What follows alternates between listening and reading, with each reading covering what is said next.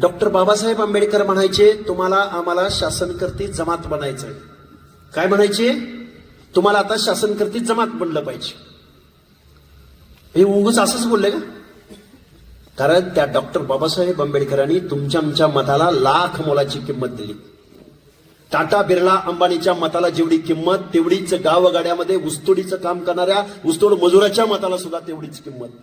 पण तुम्ही आम्ही मात्र नेहमी भिकेचा कटोरा हातामध्ये घेतला.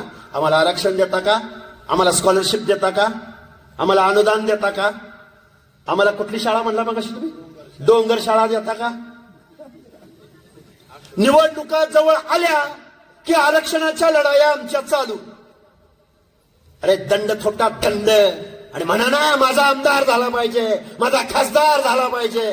का तुमच्याकडे मतं नाहीत? अरे कुणी जोडायची माणसं? जाती जातीची युती कुणी करायची? अरे पंक्तीला बसलो तर माझ्या ताटात वाढ, माझ्या ताटात वाढ म्हणतो का आपण? नाही म्हणत. गावगाड्यातली सगळी माणसं जर पंक्तीला बसली, वाढप्या जोपर्यंत शेवटच्या टोकापर्यंत ते सुग्रासाचा स्वयंपाक घेऊन जात नाही तोपर्यंत आपण हरिविठ्ठल म्हणतो का? म्हणतो.